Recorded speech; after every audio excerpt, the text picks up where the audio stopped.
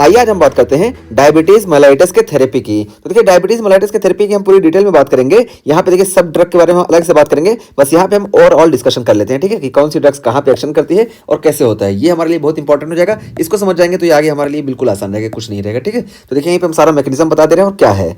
सबसे पहले देखिए हमारे डायबिटीज में होता है क्या, हम पीछे बात करके आ चुके हैं कि डायबिटीज में इंसुलिन में ही हमको प्रॉब्लम देखने को मिलती है और इंसुलिन में प्रॉब्लम देखने की वजह से हमको मोस्टली क्या होता है, इंसुलिन कम देखने को मिलती है और जब इंसुलिन कम होती है तो हमको ग्लूकोज ज्यादा देखने को मिलता है, ठीक है। टाइप हम पीछे बात करके आ चुके हैं।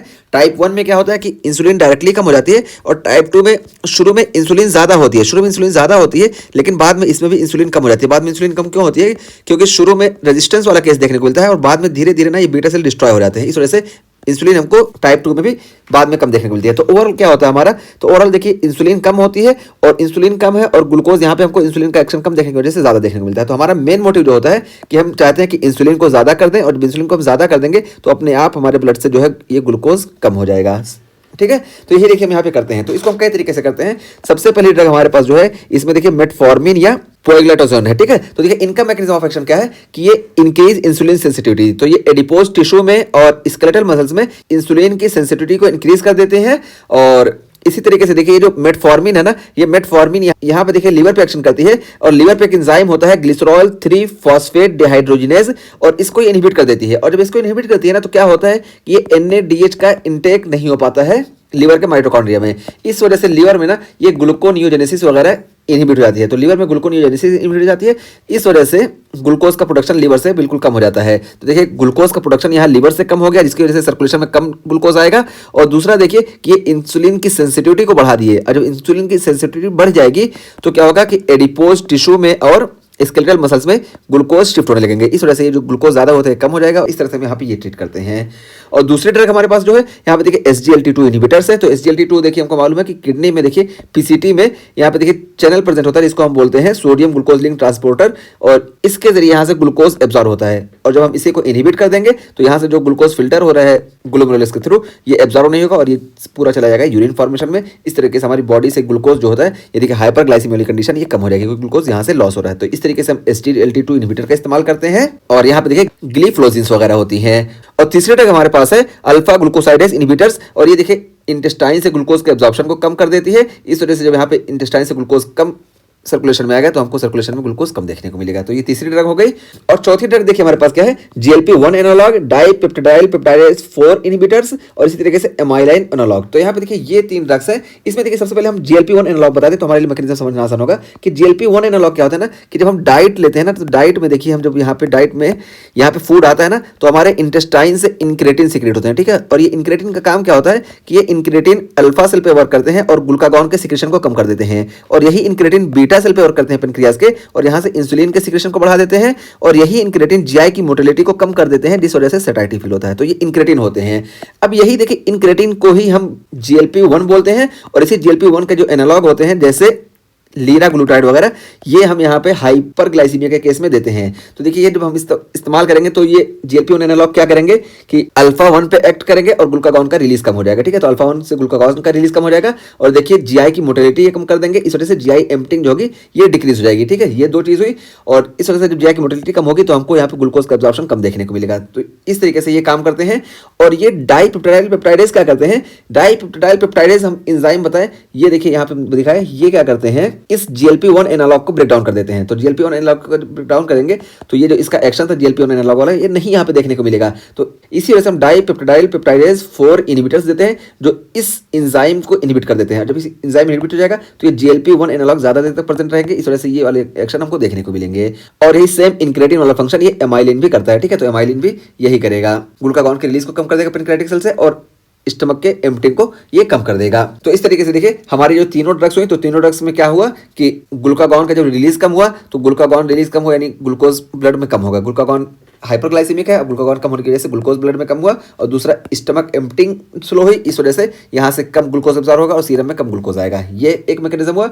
और पांचवी ड्रग देखिए हमारे पास है सल्फोनाइल यूरिया, मेग्नीट्राइड्स, GLP-1 एनालॉग और डाइपेप्टाइल पेप्टाइडेज 4 इनहिबिटर्स।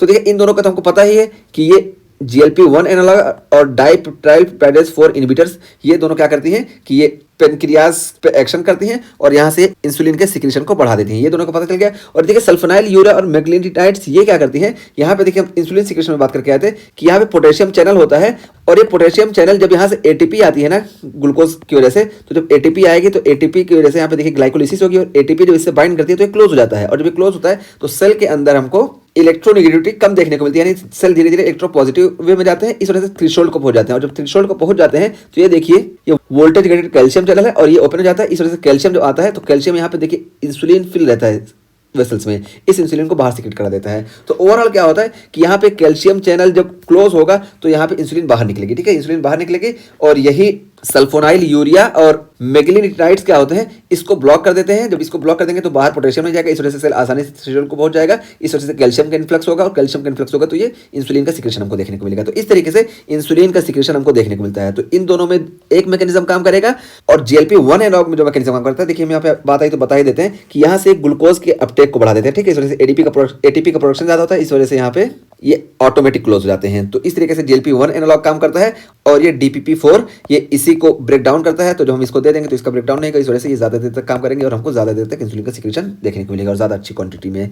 तो ये हो गया हमारा डायबिटीज मेलाइटिस की ओरल थेरेपी। यहाँ पे हम 5 तरह के ड्रग्स की बात किए, सबका मैकेनिज्म बता दिए। और अब देखिए यहाँ पे बताया गया कि all patient with diabetes mellitus should receive education on diet, exercise, blood glucose monitoring and complication management. तो देखिए यहाँ पे यही बताया गया कि जितने भी डायबिटीज के पेशेंट है उनमें हमको ये सारी चीजें सिखाना पड़ेगा कि डाइट उनकी कैसी होनी चाहिए, कि उनको एक्सरसाइज करना है, ब्लड ग्लूकोज को उनको मॉनिटर करते रहना है और क्या क्या उनको होने वाला है। तो कॉम्प्लिकेशन और मैनेजमेंट सब हमको पेशेंट को सिखा देना है, क्योंकि यहाँ पे हाइपरग्लाइसीमिक या हाइपोग्लाइसीमिक इमरजेंसी जो होती है ये बहुत ही सीवियर होती है, इस वजह से यहाँ पे हमको सिखाना जरूरी होता है।